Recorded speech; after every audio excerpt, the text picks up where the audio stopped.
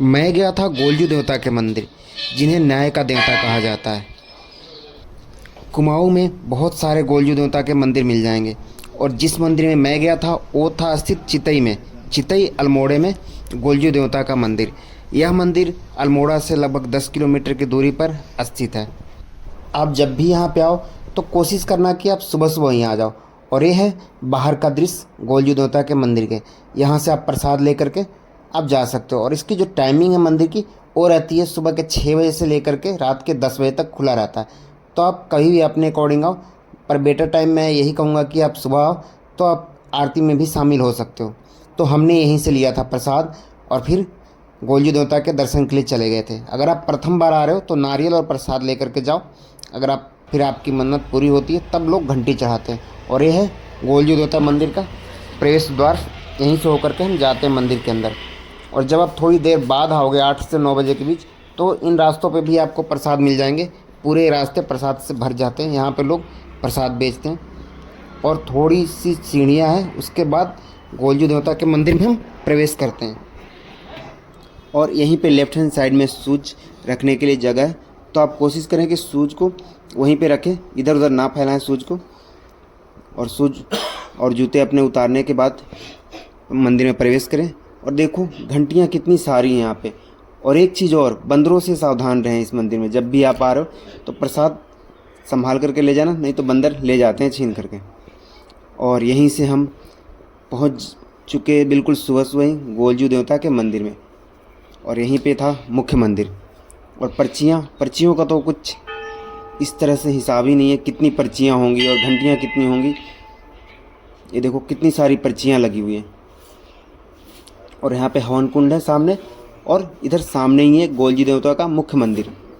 यही है मुख्य मंदिर। अभी ओपन नहीं हुआ क्योंकि हम लोग 6 बजे के आसपास में चले गए थे। और देखो थोड़ा जैसे टाइम हो रहा था तो यहाँ पे पूरे दुकान लग गए थे रास्ते में। ये सीढ़ियों का रास्ता जो अभी आपको खाली दिख रहा था, वही ये जगह है। और घंटियों और पर्चियों की संख्या से आपको पता चल गया होगा कि इस मंदिर की कितनी मान्यता है। जब भक्त यहाँ पे आते हैं तो अपनी समस्याओं को गोलजू देवता को पर्चियों के माध्यम से उन्हें बताते हैं। भक्त पहले घर से ही अपनी पर्चियों पे अपनी समस्याओं को लिख करके ले आते हैं और उसे यहाँ पे बांध देते हैं धागे से। जब उनकी मन्नत पूरी हो जाती है तो फिर वो अपने श्रद्धा के अनुसार घंटियाँ बांध देते हैं यहाँ पे। और सामने ही हवन कुंड गोलजू देवता का। और यहाँ पे भक्त अपनी श्रद्धा के अनुसार छोटी बड़ी घंटियाँ बांधते हैं। कुछ कुछ घंटियाँ तो इतनी बड़ी है जिन्हें क्रेन से यहाँ तक लाया गया था। तो इस तरह से आप घंटियों की संख्या से अंदाज़ा लगा सकते हो कि कितनी मान्यता है इस मंदिर की। और ये मंदिर अल्मोड़ा से सिर्फ 10 किलोमीटर की दूरी पर स्थित है। और यहीं से बगल में ही 6 किलोमीटर की दूरी पर कसार माता का भी मंदिर स्थित है। तो आप एक बार ज़रूर आना। दोनों मंदिर बहुत ही सुंदर हैं और बहुत ही मान्यता है दोनों मंदिरों की। और देखो कितनी सारी घंटियाँ हैं। घंटियों और पर्चियों की संख्या से ही आपको पता चल गया होगा कि इस मंदिर की कितनी मान्यता है और कितनी लोगों की मुरादें पूरी हुई है। जिन भक्तों की मुराद पूरी हो जाती है वो अपनी श्रद्धा के अनुसार घंटियाँ यहाँ पे बांधते हैं। और ये देखो पर्चियाँ कितनी सारी हैं भाई। पर्चियाँ भी देखो, कितनी लोग आते हैं और अपनी समस्याओं को गोलजू देवता को बताते हैं। तो चलो देखते हैं हम मंदिर। ये है मुख्य मंदिर जहाँ पे अभी भक्त आ चुके हैं। और ये रहा हवन कुंड। इसी कुंड में हम हवन डालते हैं। और यहाँ पे ये है ड्रम जो कि बजते रहता है। ये इलेक्ट्रिक से बजता है, अपने आप ही आरती के टाइम बजते रहता है। पूरा झाल बोलते हैं उसे, वो बजते रहता है। और ये पूरे भीड़ भक्तों के स्थानीय लोगों की माने तो आज भी गोलजू देवता अपने सफ़ेद घोड़े पर सवार होकर के चंपावत और पूरे कुमाऊं में लोगों की समस्याओं को दूर करते हैं। प्राचीन काल की बात है। यहाँ के स्थानीय लोगों ने जैसा कि बताते हैं, वो कहते हैं कि यहाँ पे एक राजा हुआ करते थे जिनकी 7 रानियाँ थीं, और 7 से कोई भी पुत्र नहीं हो रहा था उन्हें। तो उन्होंने 8वीं शादी की और 8वीं रानी से उन्हें एक पुत्र की प्राप्ति हुई। तो यह देख करके 7 रानियों को बहुत जलन हुआ और उन्होंने उस पुत्र को उठा करके उसकी जगह पे सिलवट्टा रख दिया। और जब रानी को होश आया तो वो बोले कि तुम्हें तो सिलवट्टा हुआ, पुत्र नहीं हुआ। और जो गोलजू देवता थे उन्हें ले जा करके उन्होंने बिच्छू घास में रख दिया। फिर भी गोलजू देवता को कुछ नहीं हुआ। उसके बाद उन रानियों ने क्या किया, गोलजू देवता को एक संदूक में बंद किया और उससे नदी में बहा दिया।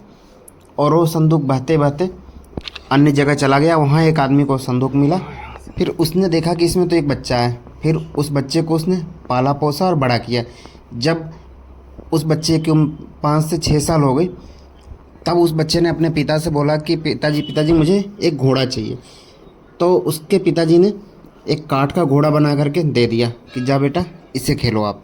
और वह बच्चा उस घोड़े को ले जा करके नदी के पास चला गया और वहीं पे सातों रानियाँ पानी भर रही थी। तो उस बच्चे ने बोला कि हटो हटो, मेरे घोड़े को पानी पीने दो। यह सुन करके सातों रानियाँ हंसने लगी और बोली कि ये काठ का घोड़ा पानी कैसे पी सकता है। इतने पर गोलजू देवता ने बोला कि जब औरत को सिलवट्टा हो सकता है तो काठ का घोड़ा पानी क्यों नहीं पी सकता। यह सुन करके रानियाँ सारी बात समझ गई और इस तरह से उन रानियों को दरबार में पेश किया गया, जहाँ पे राजा ने न्याय किया और गोलजू देवता के माँ को न्याय दिलाया। इस तरह से गोलजू देवता ने अपने माँ को न्याय दिलवाया और उसी समय से गोलजू देवता को न्याय का देवता कहा जाने लगा। स्थानीय लोगों की माने तो आज भी गोलजू देवता अपने सफ़ेद घोड़े पर बैठ करके पूरे चंपावत और कुमाऊं में भ्रमण करते हैं और अपने भक्तों की समस्याओं को दूर करते हैं। और जब गोलजू देवता की उम्र और बड़ी हुई तो उन्होंने अपने साथ एक सफ़ेद घोड़ा रखा और उसी घोड़े पर सवार होकर के वो पूरे अपने राज्य में भ्रमण किया करते थे। इस मंदिर में हर तरफ आपको घंटियों की आवाज़ सुनाई देती है। आपको पता ही होगा कि घंटियों की आवाज़ से मंदिर में जितनी भी नेगेटिव एनर्जी होती है वो सब बाहर भाग जाती है, बाहर चली जाती है और मंदिर में एक शुद्ध वातावरण हो जाता है। और बताऊं मैं आपको तो गोलजू देवता को गौर भैरव अर्थात शिव का अवतार माना जाता है और पूरे क्षेत्र में उनकी पूजा की जाती है। अत्यधिक आस्था वाले भक्त उन्हें न्याय प्रदान करने वाला देवता मानते हैं। ऐतिहासिक रूप से उन्हें राजा छाल राय और उनकी पत्नी कालिंका का बहादुर पुत्र और कत्यूरी राजा का सेनापति माना जाता है। और इस मंदिर में देखो घंटियों की संख्या देखो आप कितनी सारी है, जिसे देख करके आपको पता चल रहा होगा कि कितने भक्तों की मुरादें पूरी हुई है यहाँ पे। और पर्चियों की संख्या भी देख करके ये अंदाज़ा लग जाता है कि कितने सारे लोग आते हैं और अपनी समस्याओं को गोलजू देवता को बताते हैं। तो अगली बार जब भी आपका कुमाऊं का टूर बने तो यहाँ पे ज़रूर आना। गोलजू देवता जो कि चितई में स्थित है और ये अल्मोड़ा से सिर्फ 10 किलोमीटर की दूरी पर स्थित है। और इस मंदिर से सिर्फ 7 किलोमीटर की दूरी पर कसार देवी माता का मंदिर स्थित है, जहाँ की मान्यता अलग ही है, जहाँ पे स्वामी विवेकानंद जी ने भी अपना ध्यान लगाया था और जिसके ऊपर रिसर्च नासा खुद कर रहा है। और यहाँ पे देखो कितनी सारी पर्चियाँ हैं भाई, बहुत। तो अगर आप पहली बार आ रहे हो और कोई आपकी समस्या हो तो यहाँ पे आप पर्चियों के माध्यम से आप गोलू देवता को बता सकते हो। और ये मंदिर का प्रांगण है जहाँ का भी अलग ही था और दीवारों पे भी यहाँ बहुत सारे पर्चियाँ लगी हुई थी। और ये सामने गोलजू देवता का मंदिर। और यहाँ पे बंदरों से बिल्कुल सावधान रहना आप जब भी आओ तो। और घंटियाँ, और मैंने भी यहाँ पे कुछ अपनी एक छोटी सी क्लिप बना ली थी और आप जैसा कि देख ही सकते हो घंटियों की लाइन पूरी। और ये हमारे साथ भैया आए थे, वो सामने जा रहे हैं। और ये रहा मैं, जो कि यहाँ पे आया था दर्शन के लिए गोलजू देवता के। सच में गोलजू देवता को न्याय का देवता कहा जाता है और बहुत ज़्यादा यहाँ पे भीड़ होती है। तो आप कोशिश करें कि सुबह सुबह ही आएं और कमेंट में जय गोलजू देवता